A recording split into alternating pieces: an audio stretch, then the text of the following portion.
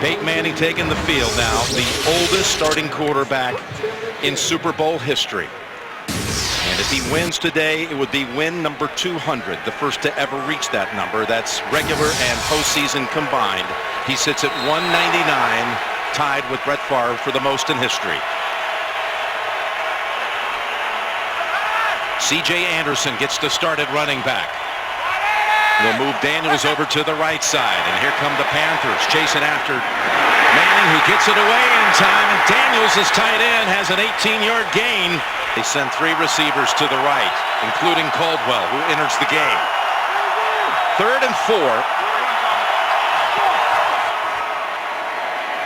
Peyton dropping back even deeper, and now releases. He's got an open target and a first down on the Carolina side of the field. It's Caldwell with the catch and a gain of 22. Too fast to be blocked right now by the Carolina offense. Stewart 3 carries, 2 yards, 2nd and 11. Last minute, quarter number 1.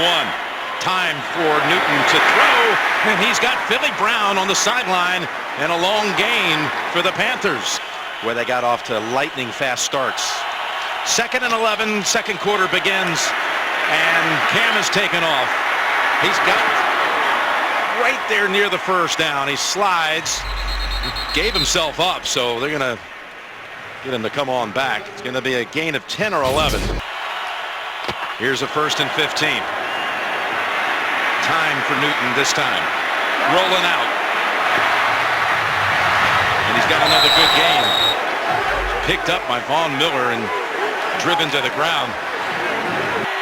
3rd and 1, an unbalanced line for Carolina. And he's going to swing it back the other side, and he's got Greg Olsen.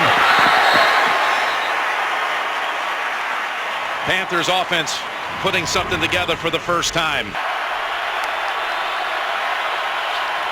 A drive that began back at the Carolina 27. Cam has Philly Brown, and he's twisted out of bounds on a face mask call. Talib's going to be flagged for the 2nd time in this half. The speed of Denver's defense overwhelming Cam Newton. Here's 2nd and 10, and down the middle, he's got Ginn, who's got speed, and he is out of bounds at the 35 of the Broncos. Ted Ginn with his first catch of the night, and it's a big one for 45 yards, longest play of the game.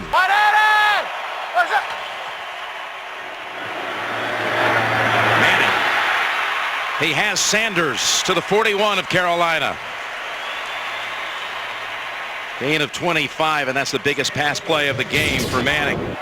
And Coach Cowher talked about it at halftime. Look at Emmanuel Sanders. 2nd and 8. Again, it's Sanders. Zigging and zagging, and inside the 20 to the 17. The first player on the field in warm-ups today. Out there alone was Emmanuel Sanders. He's got another 22. Number 60, left guard.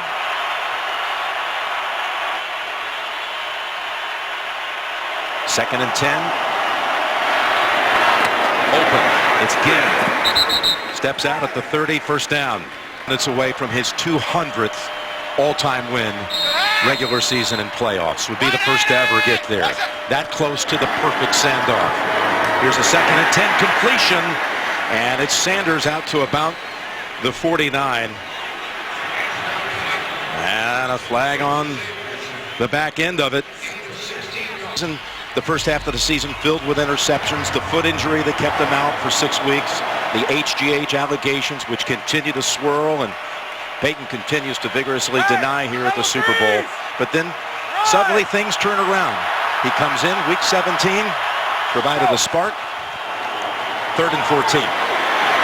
Ball's out of his hand, and it's recovered by Carolina, it looked like, at midfield. He'll have a voice and that decision. And by the way, Ely just got his 3rd sack of the game as Newton finds an open man down to the 34, and it's Funchess. It's a 3rd and 9. Rushing 4, ball comes out of the hands of Newton. It's on the ground, and it's still on the ground. Picked up by T.J. Ward at the 4-yard line. Von Miller did it again. He knocked it out of the hands of Newton.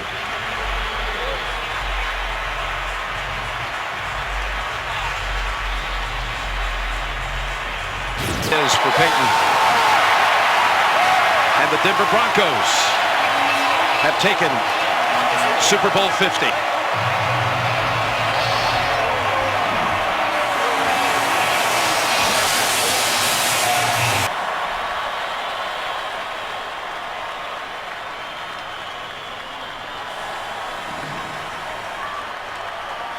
Well, the word was last night when you spoke to the team, at the end it got difficult to get the words out.